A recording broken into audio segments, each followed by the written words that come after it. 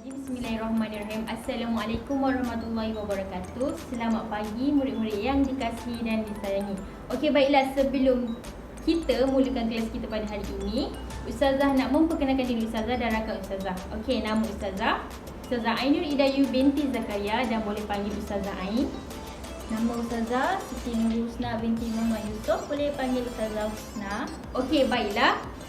Kita akan belajar apa hari ini? Kita akan belajar tasawur, topik kepemilikan harta, konsep kepemilikan harta dan asasnya. Okey, baiklah, semua dah ready? Sebelum kita mulakan pembelajaran kita pada hari ini, marilah kita sama-sama membaca surah Al-Fatihah dan doa belajar. Ustazah minta maaf, Ustazah tersasul. Okey, kita akan bersama Ustazah Husna untuk mengiringi bacaan doa. Okey, semua murid tanda tangan. Bismillahirrahmanirrahim. Alhamdulillahirabbil alamin. Arrahmanirrahim. Maliki yaumiddin. Iyyaka na'budu wa iyyaka nasta'in. Ihdinas siratal mustaqim. Siratal ladzina an'amta 'alaihim ghairil maghdubi 'alaihim waladdallin.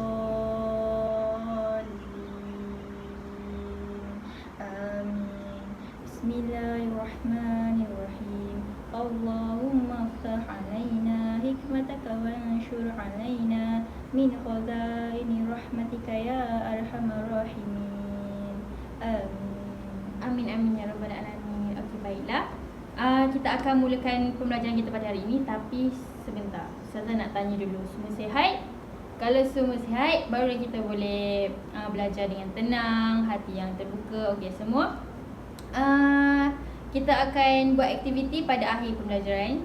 Jadi kita akan bersama saya dululah sesi 1 dan nanti sesi 2 adalah Ustazah Husna. Baiklah. Murid-murid semua, sebelum Ustazah terlupa. Okey, kita akan buat apa Ustazah Husna lepas ni? Kita akan menonton satu video supaya anak-anak murid semua faham apa yang kita nak belajar hari ni, dan Ustazah nak awak semua nilai melalui video tersebut. Apa yang kita akan belajar pada hari ini? Okey. Lepas video tu kita akan terus mulakan sesi pembelajaran kita pada hari ini. Okey?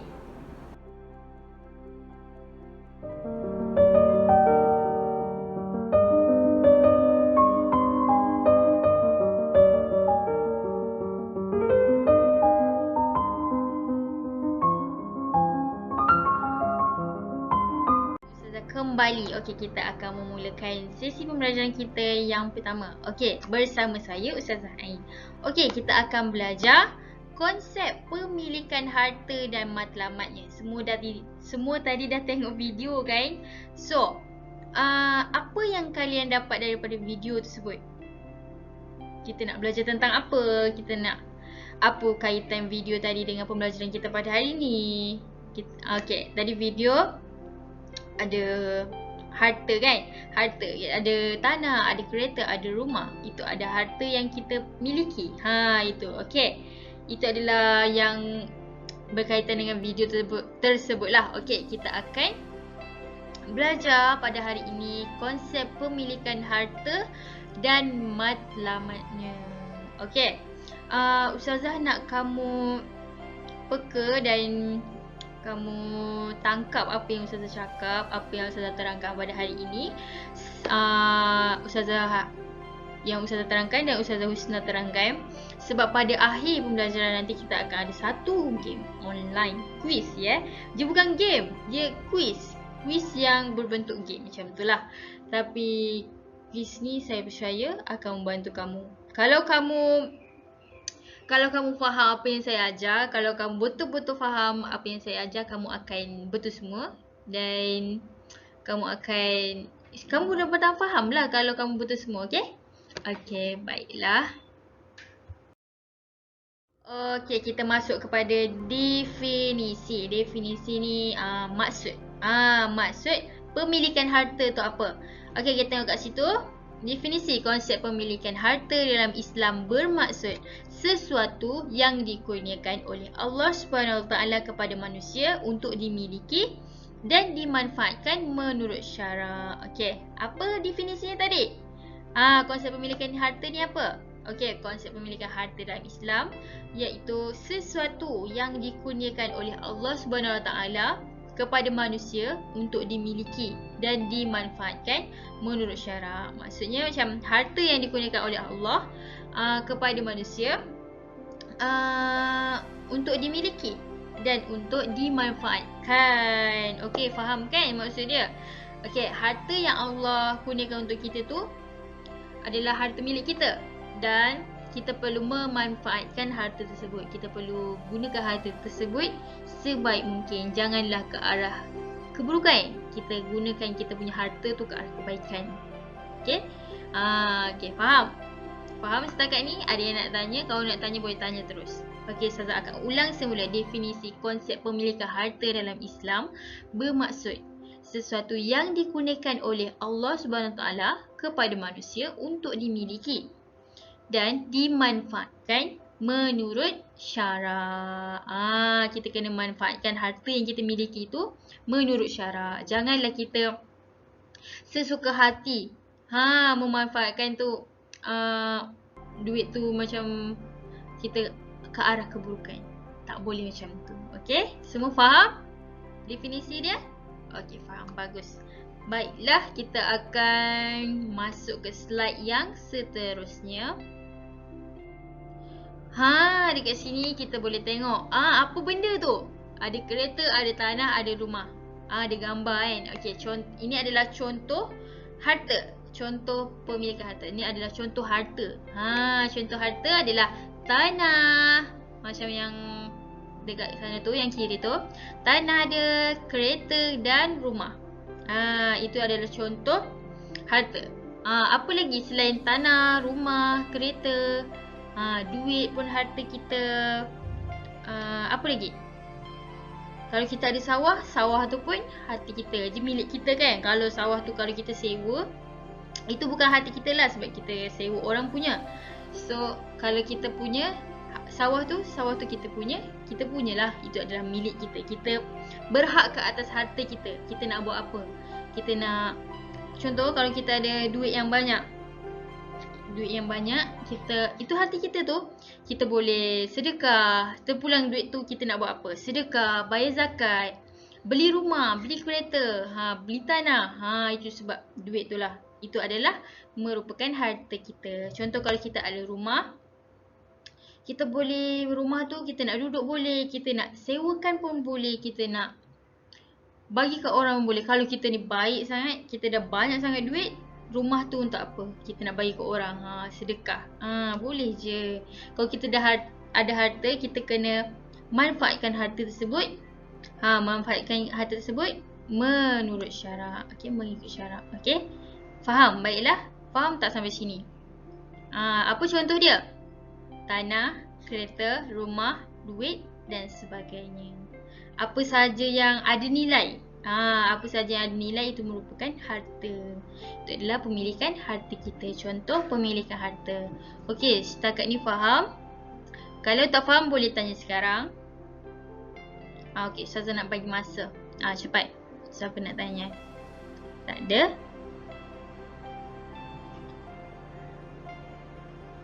Okey, tak ada. Baiklah. Kita akan meneruskan sesi yang kedua bersama Ustazah Husna. Bismillahirrahmanirrahim. Assalamualaikum warahmatullahi wabarakatuh. Kembali lagi bersama Ustazah Husna dalam mata pelajaran tasawur. Baiklah, adik-adik semua dah faham ke apa yang Ustazah Ain dah ajar semalam? Okey, kalau adik-adik semua dah faham, Alhamdulillah. Sebab hari ni Ustazah nak sambung dalam sesi yang kedua tentang asas-asas pemilikan harta. Jadi apa asas pemilikan harta ni? Baiklah, Ustazah akan terangkan satu persatu.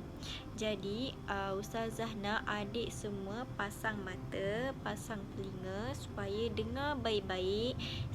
Sebab selepas akhir pembelajaran ni, kita akan adakan satu latihan, iaitu adik-adik boleh bermain sambil belajar lah dekat dalam latihan tersebut. Dan latihan itu akan dibuat oleh Ustazah Ain lah. Okey, jadi kita sambung balik kepada pembelajaran kita pada hari ini. Apa tadi? Asas pemilikan harta. Okey, baik. Apa asas pemilikan harta ni? Ada berapa? Okey, ada 4 asas pemilikan harta. Jadi Ustazah nak adik-adik semua fahamkan betul-betul supaya kita boleh terapkan asas-asas pemilikan harta ni dalam kehidupan kita. Okey. Yang pertama adalah pemilik sebenar dekat dalam dunia ni adalah Allah yang punya, dan Allah telah menganugerahkan semua harta ni kepada hamba-hambanya. Yang kedua adalah Allah telah menetapkan cara pemilikan harta yang sah seperti berjual beli, wasiat, dan Allah telah mengharamkan riba. Baiklah, asas yang ketiga adalah kita tak boleh nak mengharapkan harta daripada orang lain. Maksudnya kita kena usaha sendiri. Kita tak boleh nak mengharapkan dengan orang lain. Sebab asas yang ketiga adalah yang inilah, Allah tak suka orang yang malas berusaha. Allah suka orang yang berusaha. Yang keempat adalah Allah telah menetapkan kepada hamba-Nya supaya kita sentiasa berjimat cermat. Baiklah, Ustazah akan terangkan satu persatu tentang asas-asas pemilikan harta ni, iaitu 4 asas pemilikan. Ada 4 asas pemilikan harta. Jadi Ustazah nak adik-adik semua fahamkan betul-betul supaya kita boleh terapkan asas-asas pemilikan harta ni dalam kehidupan kita. Okey. Yang pertama adalah pemilik sebenar dekat dalam dunia ni adalah Allah yang punya, dan Allah telah menganugerahkan semua harta ni kepada hamba-hambanya. Yang kedua adalah Allah telah menetapkan cara pemilikan harta yang sah seperti berjual beli, wasiat, dan Allah telah mengharamkan riba. Baiklah, asas yang ketiga adalah kita tak boleh nak mengharapkan harta daripada orang lain. Maksudnya kita kena usaha sendiri. Kita tak boleh nak mengharapkan dengan orang lain. Sebab asas yang ketiga adalah yang inilah, Allah tak suka orang yang malas berusaha. Allah suka orang yang berusaha. Yang keempat adalah Allah telah menetapkan kepada hamba-Nya supaya kita sentiasa berjimat cermat. Baiklah, Ustazah akan terangkan satu persatu tentang asas-asas pemilikan harta ni, iaitu 4 asas pemilikan harta. Asas yang pertama, Allah Subhanahu Wa Taala adalah pemilik sebenar harta, dan Allah telah menganugerahkan hartanya kepada setiap hamba-hambanya. Maksudnya apa ya? Maksudnya segala kebendaan, harta yang ada dekat dalam dunia ni Allah yang punya. Bukan kita punya je. Contohnya macam tanah, rumah, harta pusaka, semua tu Allah yang punya. Sebab apa? Sebab manusia dah usaha untuk dapatkan harta tersebut. Jadi harta itu adalah Allah yang punya. Jadi kita kenalah sentiasa bersyukur dengan apa yang Allah dah bagi kepada kita. Kita tak bolehlah nak anggap harta tu milik kita je. Jadi kita kena kongsi beramai-ramai. Contoh macam nyawa kita, anggota tubuh badan kita, semuanya lah adalah milik Allah. Jadi kita kena bersyukur dan ucap Alhamdulillah sebagai tanda kita berterima kasih kepada Allah. Kalau kereta, semua tu adalah milik Allah yang punya. Sebab harta ni tak bawa sampai ke sampai kita menutup mata pun. Sebab apa yang kita bawa ke sana, iaitu ke akhirat, kita bawa amalan kita. Jadi harta tu kita tinggal. Baiklah, asas yang kedua adalah Allah telah menetapkan cara yang sah seperti jual beli, wasiat, dan Allah telah mengharamkan riba. Jadi untuk asas pemilikan harta yang kedua adalah Allah telah menetapkan cara pemilikan harta yang sah seperti jual beli. Jadi macam kita nak ada harta, kita nak ada emas, kita nak ada kereta, kita nak ada rumah, kita nak ada tanah. Jadi kita kena ada jual beli yang sah.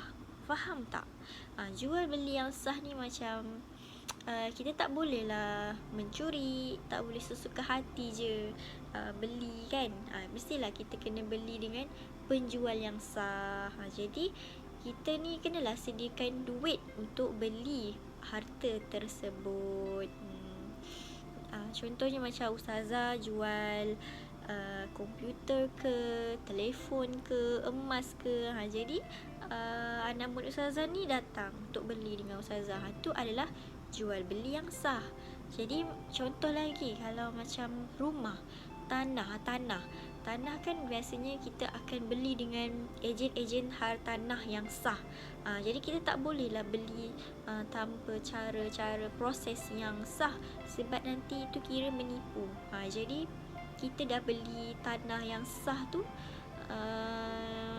selepas kita beli tanah yang sah, kita ada macam geran tanah kan. Itu menunjukkan jual beli yang sah. Itu kita kena beli dengan ejen yang sah sahaja. Jangan beli yang palsu. Jangan beli dengan ejen hartanah yang palsu, sebab nanti kita juga yang rugi. Wasiat. Kalau wasiat ni pula, kita kenalah macam kita tak ada harta tu, tapi mak kita yang ada. Jadi mak kita maaflah ustazah cakap, selepas ibu kita meninggal, dia dah sediakan wasiat ni sekian. Contohnya wasiat tanah, dia dah ibu dah wasiatkan tanah ni kepada sekilan kan. Jadi itu kita dah dapat kita dah dapat harta yang sah lah, sebab kita melalui wasiat. Okey, faham? Jadi kita tak boleh main sesuka hati je ambil harta orang, sesuka hati je nak milik harta. Jadi kita kena ada proses yang sah, iaitu jual beli ataupun wasiat. Riba pula kita tak boleh lah kan, kita nak dapat barang tersebut kita dengan cara yang menipu, cara yang tak sah. Jadi kita lah yang berdosa kan. Rugilah kalau kita ambil cara riba ni. Okey, faham Baik, asas-asas pemilikan harta yang ketiga. Okey, asas pemilikan harta yang ketiga ni, Allah lebih suka kepada orang yang berusaha, dan kita tidak boleh mengharapkan harta daripada orang lain. Maksudnya kita tak boleh mengharapkan apa-apa dengan orang lain. Maksudnya apa? Maksudnya diri kita ni kena usaha sendiri untuk dapatkan apa yang kita nak. Okey, contoh, adik-adik semua sekarang umur 17 tahun kan. Nanti dah SPM, dah 18 tahun, dah nak, contoh adik-adik semua nak motor lah kan, senang kan, nak motor. Jadi apa yang perlu kita buat? Jadi kita usaha untuk dapatkan harta tu. Usaha macam mana? Minta dengan mak ke? Tak, kita mestilah kena usaha. Macam kita kena usaha cari kerja, dapat duit, berbulan-bulan kita kumpul duit, dengan kemampuan kita lah, kumpul duit untuk dapatkan motor yang kita nak. Macam contoh motor Yamaha ke, motor apa sekarang, 125 pula. Motor apa sekarang? Motor yang macam Y-Suku tu kan, motor Yamaha. Jadi adik-adik semua teringin sangat nak motor tu. Jadi kita kenalah usaha, kita kerja, kita kumpul duit banyak-banyak. Dah dapat, dah usaha, dah kumpul, kita dapat motor tu. Jadi itulah ciri-ciri yang Allah suka. Kita kena berusaha sebab Allah tak suka orang yang malas. Macam kita ni sihat tubuh badan, ada kaki, ada tangan, ada mata, ada telinga, ada mulut, ada hidung kan. Jadi kita kenalah usaha sebab ini pun anugerah daripada Allah, harta daripada Allah. Jadi kita kenalah berusaha untuk dapatkan apa yang kita nak. Contoh macam tanah kan, tanah. Untuk kita dapatkan sebidang tanah pun kita kena usaha kumpul duit bertahun-tahun untuk dapatkan tanah tu. Contoh macam rumah. Kalau rumah kan biasa rumah harga dalam 100,000, anggaran dalam 100,000. Nanti adik-adik semua, kita tak kisahlah adik-adik semua ke ustazah ke nak beli rumah, kita kenalah kumpul duit, kita kena usaha ikut kemampuan kita untuk beli rumah. Okey, faham? Jadi kita tak boleh nak mengharapkan orang lain lah untuk bantu kita. Tapi contoh macam zakat tu kan, itu adalah untuk bantuan kepada golongan-golongan orang yang dalam kesusahan. Contohnya macam asnaf, fakir miskin, itu adalah orang yang wajib untuk menerima zakat. Jadi bila orang yang dah senang ni, orang yang berkemampuan, janganlah kita ambil kesempatan pula untuk dapat zakat tu. Kesian nanti orang yang lebih memerlukan. Jadi kita jangan jadi orang yang pentingkan diri sendiri. Kita kena fikir orang belakang. Jadi kita tak boleh lah pentingkan diri sendiri. Macam zakat ni kan, jadi kita semua ni yang mana kita mampu, kita kena bayar zakat. Sebab apa? Zakat tu kan wajib. Okay, faham ya semua? Baiklah, kita akan sambung kepada asas pemilikan yang keempat.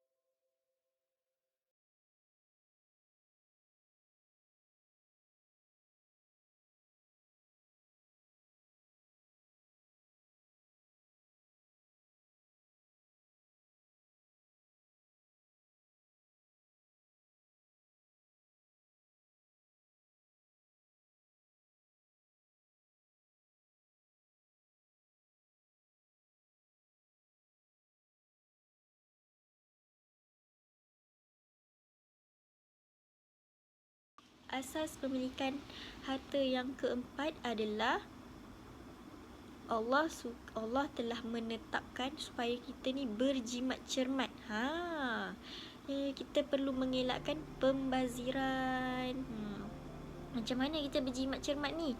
Jadi kita kenalah banyak simpan duit, jangan beli barang-barang yang tak berfaedah. Kita kena, kalau kita nak beli, kita fikir itu keperluan ke kepentingan, keperluan ke kehendak. Jadi kalau keperluan, kita belilah keperluan kita, macam makanan harian, pakaian, kasut, apa-apalah. Yang penting kita jangan beli benda yang tak berfaedah lah. Sebab apa? Sebab pembaziran ini adalah pembaziran ini adalah amalan syaitan. Jadi kita perlu mengelakkan pembaziran. Jadi harta yang kita ada ni, contoh emas kan, kalau kita dah tak nak emas tu, kita janganlah membazir, kita simpan je. Jadi kita kenalah macam pergi zakat, letak emas kat situ. Tak pun ada duit kan, duit tu dah banyak sangat berkepuk-kepuk. Jadi kita rasa macam nak membazir, macam nak beli benda-benda tak sepatutnya. Itu tak baik, tak baik. Jadi sepatutnya kita dah dapat harta yang banyak, Allah dah bagi kelebihan kat kita, Allah dah bagi kemudahan dekat kita ni, untuk ada harta yang banyak macam duit, kan, emas. Kalau duit kita sedekahkanlah dekat orang yang lebih memerlukan. Macam anak-anak yatim ke. Jadi benda tu boleh mengelakkan pembaziran. Okey. Itu saja daripada Ustazah Husna. Sebab nanti kita ada latihan tau. Harap semua faham apa yang Ustazah Ain dah ajar, apa yang Ustazah Husna dah ajar.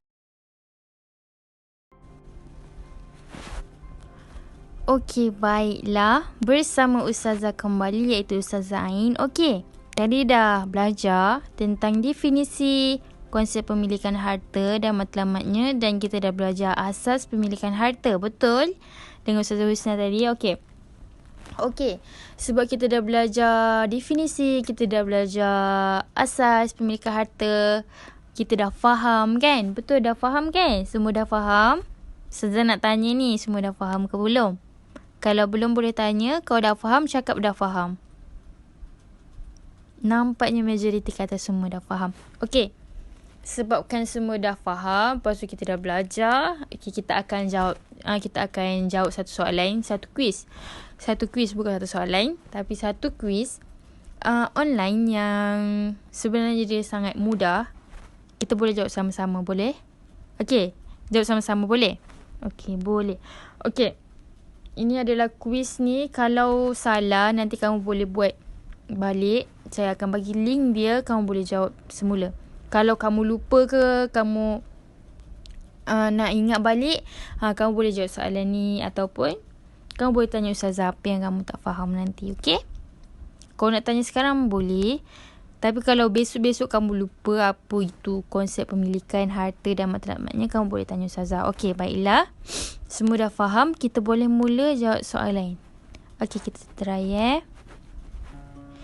Okey, kat sini ada 5 soalan dan 5 jawapan. Okey, kita tengok jawapan apa je yang ada di jawapan kat atas tu. Harta amanah Allah, harta tidak boleh alih. Sebab harta amanah Allah, harta boleh alih. Harta. Okey. Ada 5 jawapan kat atas ni contoh jawapan. Okey, kita tengok soalan yang pertama. Kita dah boleh jawab soalan. Okey? Okey, semua ready? Okey, kita tengok. Yang pertama, harta merupakan pemberian Allah Subhanahu Wa Taala kepada manusia yang bersifat sementara. Apa dia ni? Harta merupakan pemberian Allah Subhanahu Wa Taala kepada manusia yang bersifat sementara.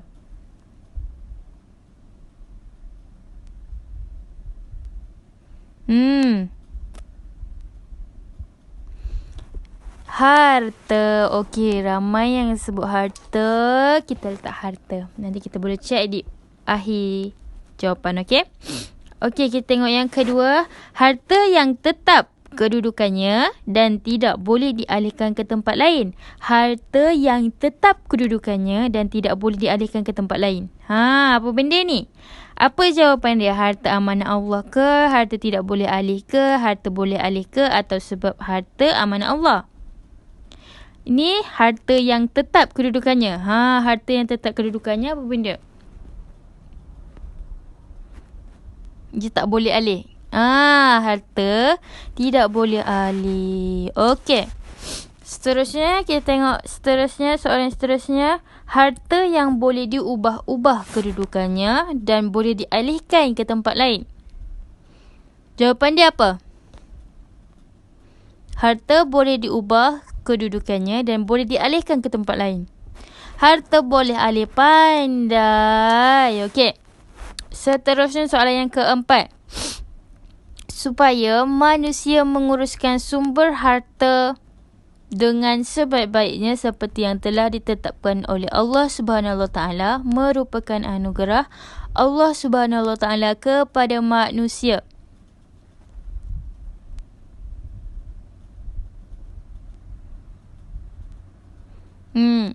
Apa jawapan dia?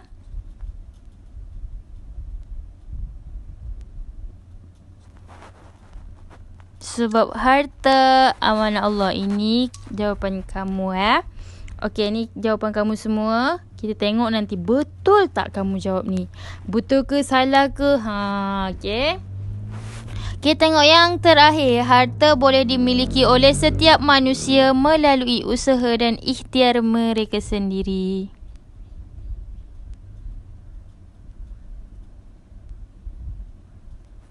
Okey, kita tengok sebab ni ada jawapan terakhir. Kita tengok betul tak kamu jawab ni.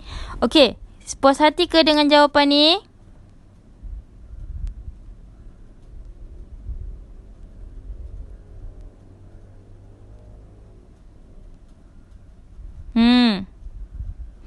Okey, kita tengok ya. Kita hantar jawapan. Semua dah puas hati. Kita tengok betul tak?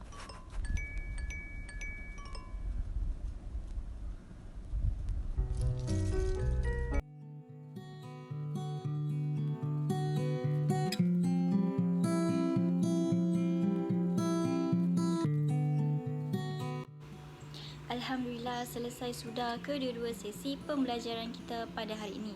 Memandangkan semuanya dah menjawab semua soalan bersama Ustazah Ain tadi, walaupun terdapat beberapa kesalahan tapi tak mengapalah, semua anak murid Ustazah pandai. Alhamdulillah.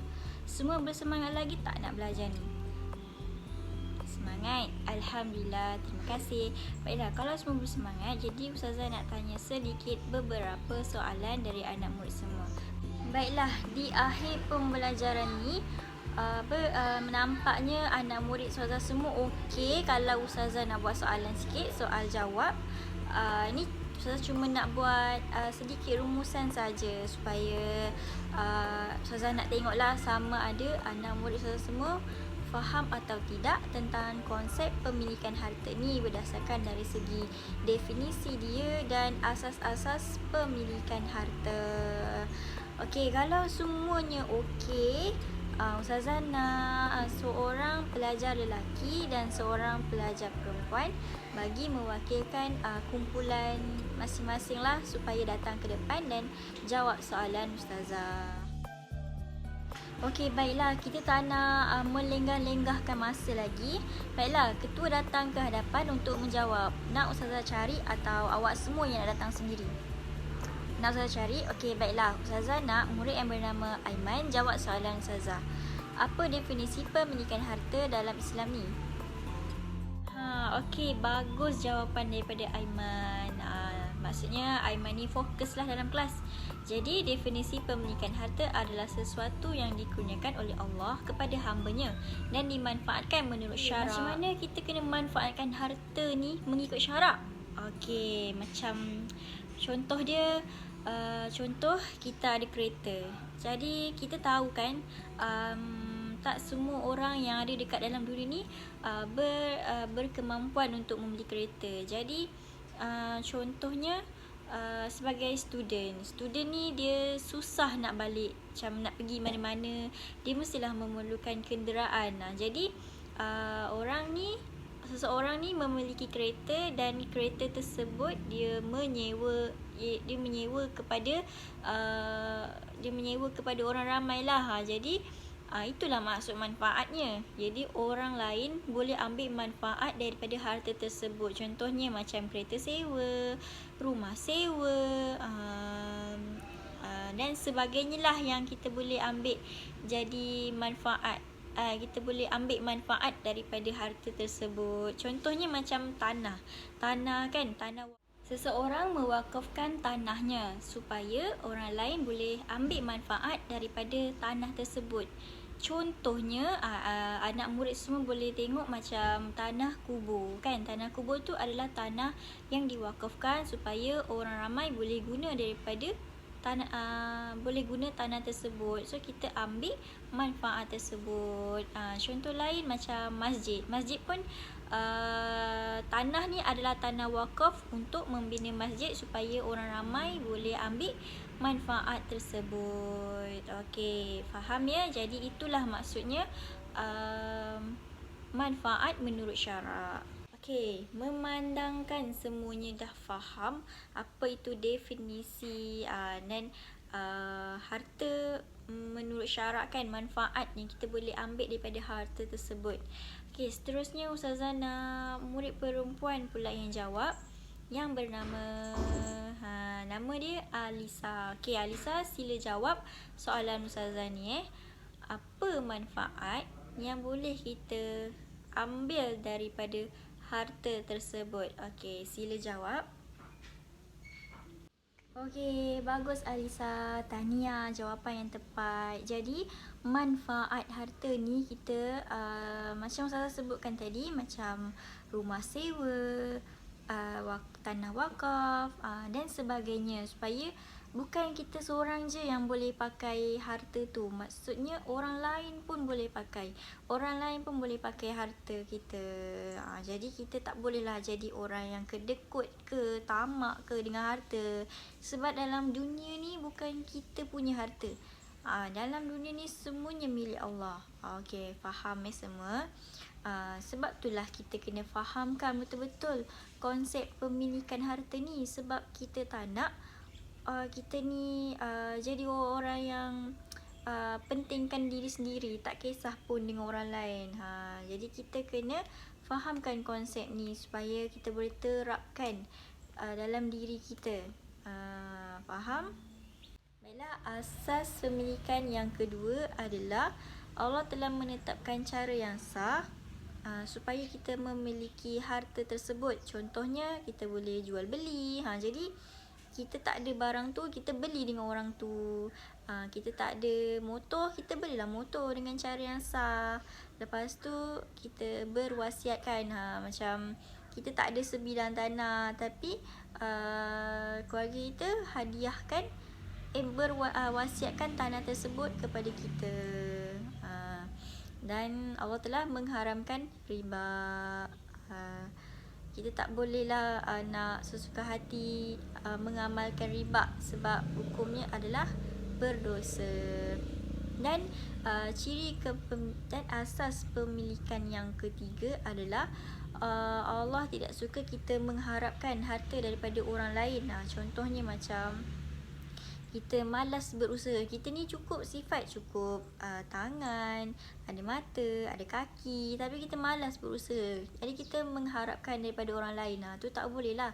Kita tak boleh lah mengharapkan apa-apa. Macam kita tak boleh mengharapkan turunnya harta daripada langit. Jadi kita kena usaha sendiri apa yang kita nak. Dan yang terakhir adalah Allah suka kepada orang yang berjimat cermat. Kita tak boleh kita tidak boleh kedekut, dan kita kena berbelanja mengikut kemampuan kita. Jadi kita ni banyak sangat harta kan. Kita tak boleh rasa suka hati melabur kepada benda-benda yang tak berfaedah. Macam kita, kalau kita dah banyak harta tu, kita bolehlah sedekah dekat orang yang lebih memerlukan.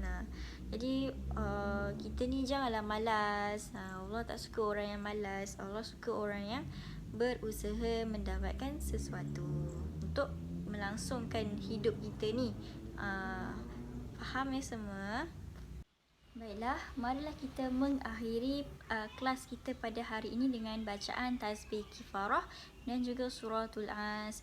Ustazah nak semua baca bersama-sama, beramai-ramai dengan seikhlas hati, tadah tangan. Bismillahirrahmanirrahim. Subhanaka Allahumma wa bihamdika asyhadu an la ilaha illa anta astaghfiruka wa atubu ilaik. Bismillahirrahmanirrahim. Wal 'asr innal insana lafi khusr illa alladhina amanu wa 'amilus solihati wa tawassaw bil haqq wa tawassaw bis sabr. Alhamdulillah, berakhirlah sudah kelas kita. Diharapkan semua anak murid ustazah semua dapat terapkan konsep pemilikan harta ini dan asas-asas pemilikan harta ini dalam kehidupan, dan juga dapat digunakan pada masa hadapan. Sebab apa? Sebab kalau kita dah tahu konsep pemilikan harta ini, kita tak akan teragak-agak lah nak uruskan harta kita macam mana, kita nak dapatkan sesuatu harta tu macam mana. Sebab kita dah tahu dah macam mana konsep pemilikan harta ni. Dan kalau kita dah tahu konsep pemilikan harta ni, kita dapat memudahkan kerja orang lain. Kalau kita dapat memudahkan kerja orang lain, Allah pun akan memudahkan segala kerja kita. Semoga kita dapat berjumpa lagi pada hari yang sama, pada waktu yang sama. Assalamualaikum warahmatullahi wabarakatuh.